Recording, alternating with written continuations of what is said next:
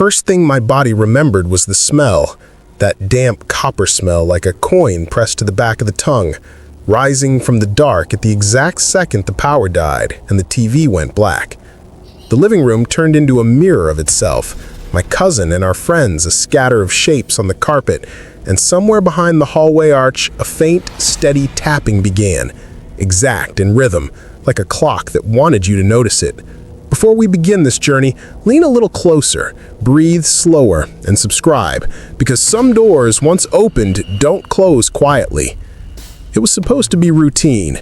Every other weekend, we traded houses and traded sleep for the solid feeling of not being alone. Pizza boxes, plastic cups, a pile of horror DVDs none of us were brave enough to finish. The kind of suburban night that feels safe because dozens of other houses just like yours glow from their windows. On this one, the air had that pressurized stillness that sits on old wood. My aunt kissed 2 fingers and touched the doorframe for luck, a habit none of us mocked because the house was older than our jokes. The floorboards spoke when you moved, and the hallway light threw angles that made every picture frame look like a face. We settled our sleeping bags into lanes, 5 of us lined up toward the TV. The screen washed us in pale light while the ceiling fan shaved slow circles into the heat. Someone coughed, someone opened a bag of chips and then apologized with their eyebrows. When the first movie ended, the kind of movie where everything bad hides in the corners of rooms, we muttered that the second one should be funny, something to wash the taste. We never started it. The power blinked out without a warning flicker, and the fan paused mid-rotation like it forgot how to turn. There was a breathless second when no one moved. Then the house shifted from normal to listening, every wall a cupped hand. We had our phones, but no one turned one on right away. It was the way the dark felt personal. I remember thinking we'd laugh about this in 10 minutes, bright with the relief of light snapping back. I also remember the first tap. So soft it could have been water, steady enough to ask for attention. Tap, tap, tap, coming from the hallway where the night had weight. The tapping was too measured for plumbing and too patient for a person trying to be found. I lay back and tried to count it, hoping to find a pattern that would make sense of it. The pattern grew teeth. My cousin's breathing had that thick, slow rhythm that means sleep. The others were restless, the way animals shift their weight when the wind changes. I closed my eyes to make the dark less large. The tapping paused. Then it moved, not closer but lower, as if it had crouched. That was when the smell reached me. Damp metal, the cold scent of water pipes and basements. I pictured the small crawl space on the other side of the hallway coat closet, a place no one ever opened because you did not need to. I pictured the old vent register near the floor where dust gathered in a circle. I pictured a mouth there, breathing. Paralysis likes to disguise itself as staying calm. I told myself to count my breaths. The couch fabric pressed lines into my arm through the sleeping bag. The carpet tickled my neck where it met the nylon. I thought of the stories we told earlier about kids our age who swore they saw something on a sleepover night and could never prove it. The tapping began again, offset by a second sound like something light being dragged an inch at a time. It made a map in the dark. Tap, drag, tap, drag. It stopped at the threshold where the living room carpet met the hallway hardwood. There is a moment when you decide to get up or not, and it feels like choosing your version of the night. I forced my elbows under me and lifted into a slow sit, careful to make no sound because silence is a kind of armor. The street light through the blinds made thin bars of moon-pale gray across the room, so I saw what the shadows allowed. A vertical dark, slightly darker than the dark around it, at the far end of those bars, near the old leather chair no one sat in anymore. Not moving, not breathing in a way I could see. My first thought was that it was an illusion. My second thought was that illusions do not tilt their heads as if to listen. I did not call a name. I pressed 2 fingers to my cousin's shoulder until he turned his face. He blinked once, twice, the confusion of waking somewhere not quiet anymore. He followed my line of sight like a magnet finding north. His mouth parted. He did not speak. The shape at the bars did not move, and then it was no longer at the bars. Not a step, more like a change of idea. One second it fit the angle of light, and the next it had folded into the darkest part of the room near the window, then thinner than that, and the smell of old wet iron worsened. We would later find the back door unlocked, even though my aunt has the kind of memory that keeps lists of lists. That morning she stood in a robe and touched the deadbolt as if it could answer her. That night, in the hour without power, the door was a shadow inside a shadow at the far end of the living room.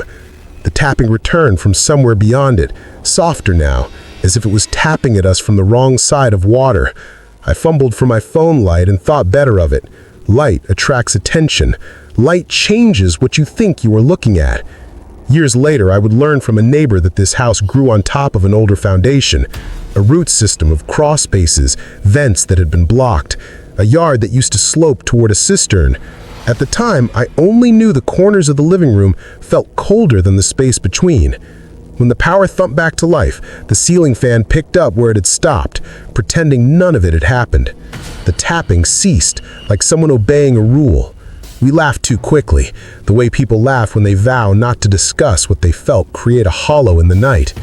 By morning, we found the back door's deadbolt turned and the chain latch unhooked, the curtain over the window disturbed as if a hand had been there and then had not.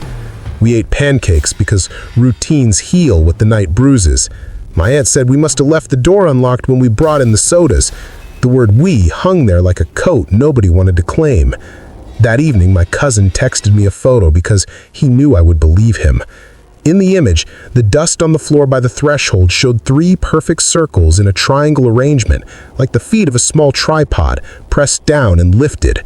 No scuff of a boot, no drag line, no ordinary explanation to lay your fear on like a blanket. I still know what I smelled. I still know what paused when we became less interesting with the lights on. The second weekend happened in a different house with a different set of stairs, but the same dare, the same age, the same idea that the worst thing that can happen in a basement is boredom. The basement was unfinished, concrete floor with a hairline crack like a blue vein, exposed pipes overhead that knocked in the winter and sweated in July. The narrow wooden steps had an open back so you could see through to the darkness beneath. That gap stayed in my head even when I looked away. My friend who invented the challenge smiled too wide while he laid down the rules. No phone, no flashlight, just a blanket and a pillow. Do it till morning and you get the kind of bragging rights that carry you through high school. The part I did not say out loud was that sometimes bravery is not the opposite of fear. Sometimes it grows in the same soil. Midnight in that basement had a heartbeat. The furnace hummed, a steady industrial purr. I arranged the blanket and told myself stories where everything had an explanation. The first tug could have been gravity, the blanket sliding because the concrete was slick. The second tug was a stronger sentence. Something gathered the blanket's edge and pulled it a few inches until it bunched. When I sat up, the air felt a slightly colder against my cheeks, as if a refrigerator door had opened nearby. The light bulb above me hung on a pole chain, a simple circle of string that did not move. I tried the adult version of courage and smoothed the blanket to my ankles. I crossed one foot over the other because that felt like control. The third tug had intent. It came with the slightest inward draw of air, as if a person leaned toward you from the dark and forgot to disguise their breathing. I did not know if I made a sound. I remember the high rubber of my pulse in my ears and how the ceiling pipes made shadow lines across my knee. I slid the blanket up to my chest and hooked it under my elbows like I could pin it to me. I felt the pull again, an opposite force, and we were joined by fabric for a moment. 2 ideas arguing. Then it released and lay flat. The basement had a far corner where the foundation wall met a patch of old insulation, like yellow hair. The insulation hid a small square cutout, one of those access panels whose paint never matches. I had noticed it when I came down and decided not to look again. That is where my eyes went now. That is where the air looked thicker, as if someone had exhaled there a long time ago, and the air had never moved since. A shuffling sound came from that direction, like socked feet on rough carpet, only there was no carpet. It came and then retreated, then came again, then did not. I lasted longer than I should have because pride is heavy. When I finally ran, the door stuck the way humidity sticks doors, a small suction that felt like fingers for a second. The upstairs hallway was so bright, it felt loud. My friend woke and tried to laugh, then did not, because my face told him a different joke.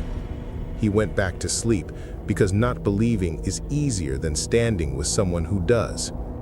I stayed on the couch and watched the basement door the way you watch an animal in a field that might be a stump. In the morning, when sun straightens your thoughts and the house smells like toast, I went back down because not knowing is worse. The blanket I left at the bottom of the stairs had dragged stains like someone's shoe had left thin crescents of dirt. On the third step from the top, against the riser, a quarter lay alone, clean and wet on one side as if it had been pressed to something cold. I picked it up because I could not help myself, flipped it over, and saw a print on the dry side, like those 3 small circles from the other house, arranged in the same triangle. The rest of the basement dust was undisturbed. The access panel's paint had a fresh hairline crack around one edge, like it had been pushed and then decided against it. I slipped the quarter into my pocket and kept it there much longer than made sense, even after I realized I didn't want it. By the third weekend, I should have learned. We all should have. But tradition has a way of feeling safe because it repeats, and safety in numbers is a math problem that looks convincing on paper. This time we were at a friend's aunt's house that sat on the last block before an empty lot that used to be a small plant nursery, now fenced and overgrown.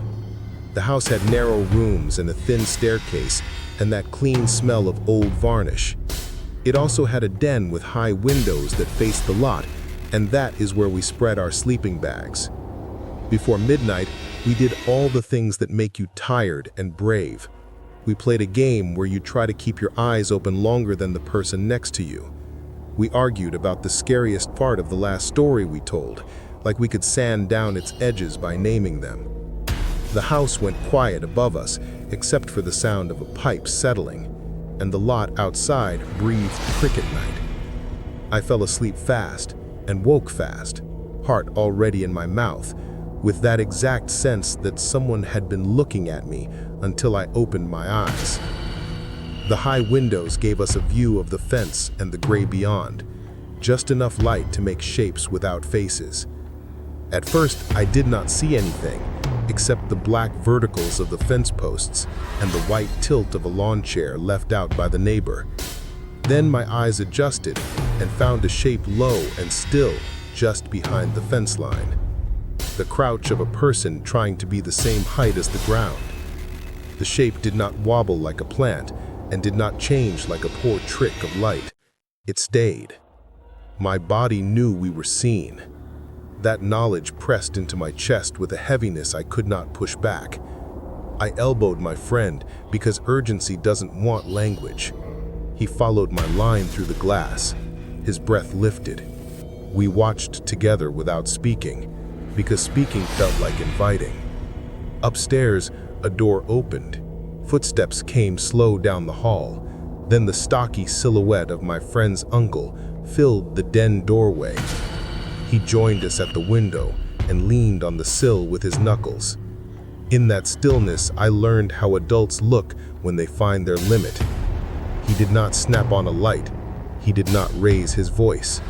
He told us to move toward the stairs, using only the thin muscles around his mouth and the lines in his forehead. We went up in the pattern he made with his hands. At the top, we huddled in the bedroom while he looked through the blinds. He said, calmly, but with a small shake that reached the slats, that the figure had not moved. Then he changed, questioning the distance and then the angle, as if the shape had leaned closer without crossing the yard. When the motion light flipped on, yellow and harsh, the lot bloomed in artificial daylight, and the crouched shape kept its patience. That was the worst part. Not coming, not going, just waiting, and the knowledge that waiting has an aim. The sirens were relief until they were not.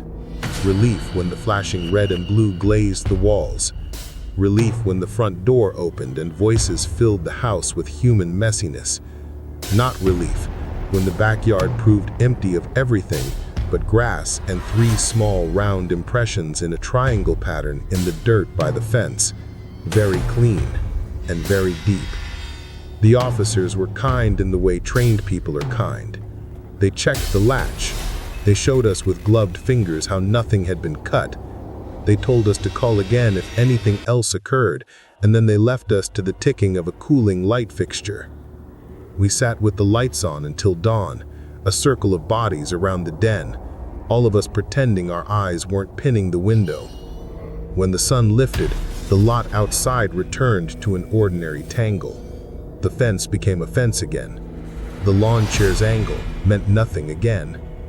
I had the feeling you get after a nightmare when you convince yourself the dream ran out of you with your sweat. That afternoon, when we stacked games back on their shelf and rolled sleeping bags, the aunt mentioned something none of us responded to right away.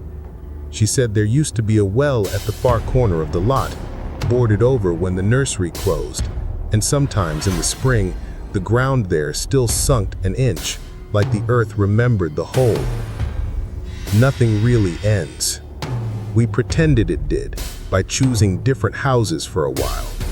Ones with less history, ones with 2 locks on the doors and motion detectors that complained if a mouse sneezed. We still gathered. We still watched movies that taught us how to be scared without truly risking anything. We still slept badly when the air pressure changed. It took months for me to look at what I had collected in a shoebox in the back of my closet, the quarter from the basement, and a photo I printed of those dust circles from my cousin's house, and the aunt's Polaroid of the fence corner where the ground pressed down in a neat sinking circle in April. I spread them on the bed and wondered why I had made a pattern out of them. That was when I saw the pattern without trying. Each mark had the same spacing between the circles, the same clean edges, and in each case, the marks faced inward, as if the 3 points pressed down and then lifted with care. Not feet, not boots, not any tripod I had handled in school. The quarter's wet side had left a faint damp ring on the envelope I kept it in. I had not told anyone about the smell that first night because naming a smell makes it real, and real is harder to carry around. The metal wet smell of water that does not move. The smell of pipes and old stone. The smell of a place underground that is only open on one end. More weekends, more houses, more tiny habits. We stopped stacking our sleeping bags close to doors and started lining them up with our feet toward the center of the room like petals of a careful flower. We kept shoes at the foot of the bags. We checked doors more than necessary. The stories we told shifted from monsters to people because that felt more useful. Then, one night, far from all the original houses, at a friend's new apartment, where everything still smelled like fresh paint and the oven beeped when you opened it too long, it came back as if it had never been gone. The apartment had a living room like a rectangle and a sliding glass door out to a small balcony. Beyond the balcony, a parking lot. Beyond that, a drainage ditch bordered by tall reeds and a rusted chain-link fence. We had wandered the complex at dusk and found the spot where the ditch turned under the road into a concrete culvert. We had dropped pebbles there and listened for a splash. We had joked too loud. That is the context that matters. That night, we slept with the sliding door locked and the bar set in the track. Around 3, when the night is thin enough to touch your skin from the inside, I woke with the feeling of someone's eyes pulling mine open. The glass door was a big square of night. The vertical blinds were closed, but not closed very well. One slat was turned a little the wrong way. Through that mistake, I saw a slice of the balcony's metal rail and the ghost gray of the parking lot beyond. The slice included a detail that should not have been there. A mark on the outside of the glass at the height of a standing person's thigh. 3 small, clean circles in a familiar triangle. Not frost, not condensation from our side, outside, neat, like something had set itself there to balance and then lifted. The circles stood out because the glass around them held a smear, as if a hand had brushed by. I did not wake anyone because my voice had gone. I think part of me believed that if I kept the night boxed in my head, it would respect my boundaries.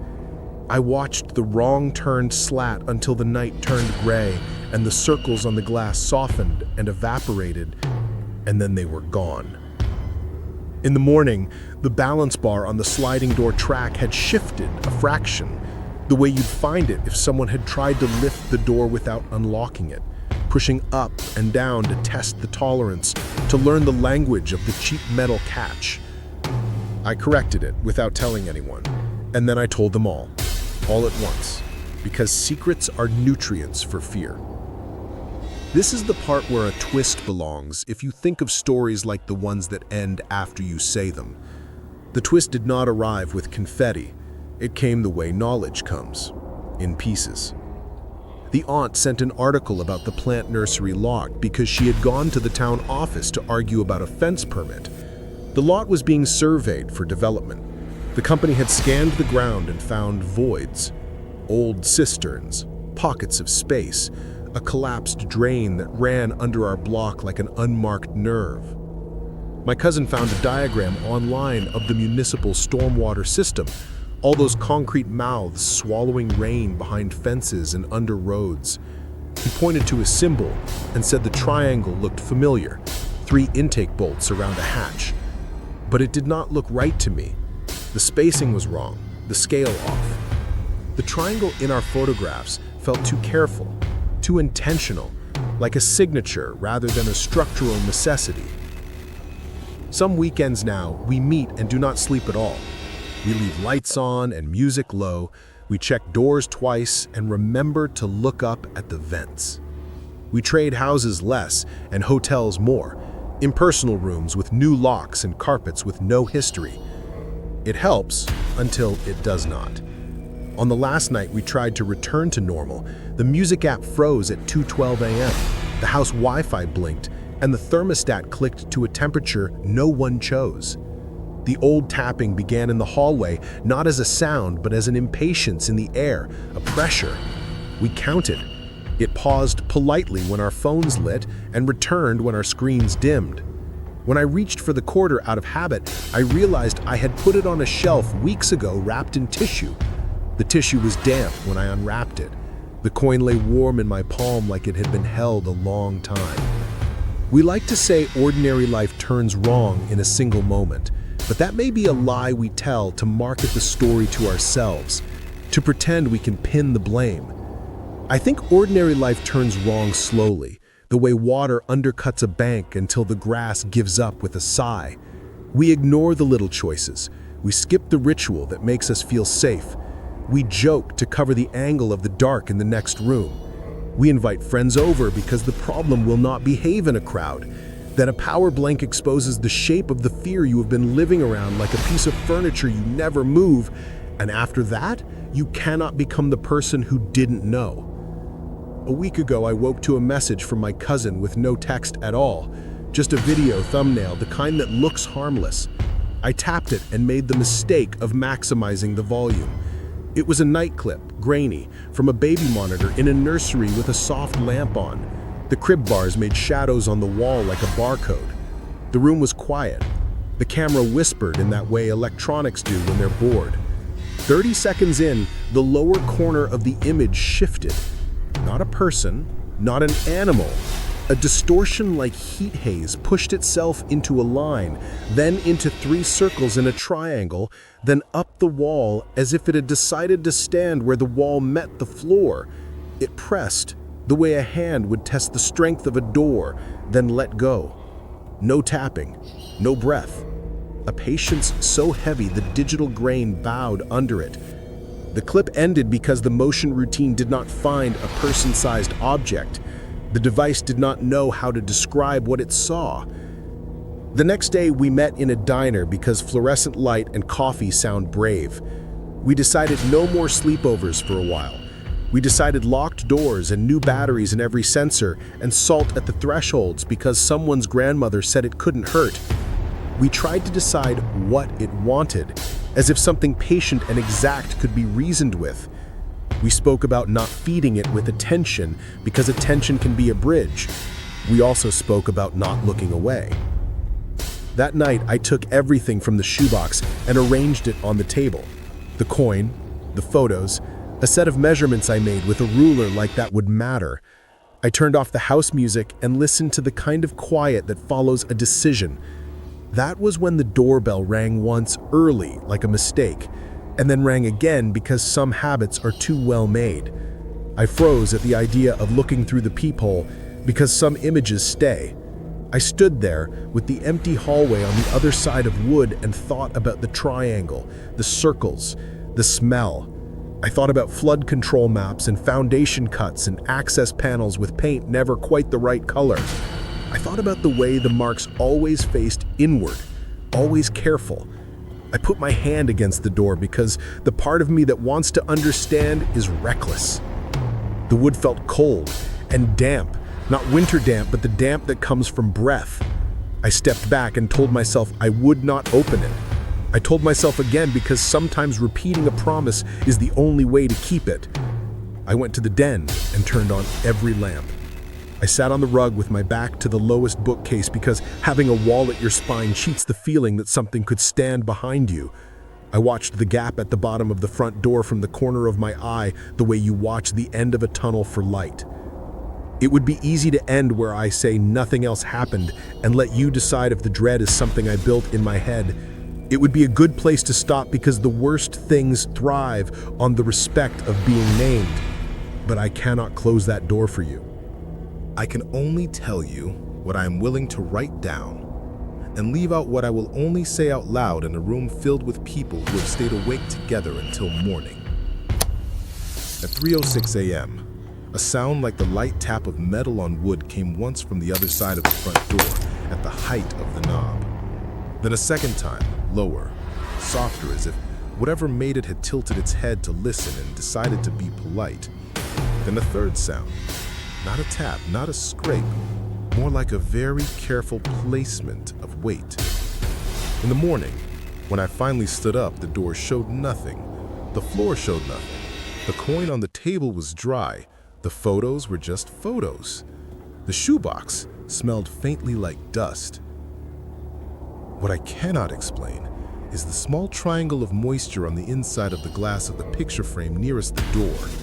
3 circles, exactly spaced, a mark that can only be made by touch and should not be possible under glass. The back of the frame was tight. The wood was sealed.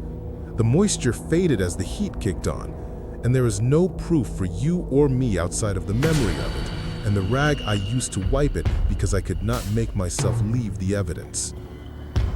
The pattern keeps moving closer, and I do not know if the math ends. I have started to think there was never a single figure, never a man at the foot of a sleeping bag or a crouch behind a fence or a tug on a blanket. I have started to believe it is a place, a shape of space that learns and adjusts and follows houses the way water follows scenes. When I sleep, I dream of old stone rings under the grass, the circle of a boarded well, a concrete mouth behind a rusted fence, and a hand I cannot see pressing 3 careful points into a surface to test it before it commits.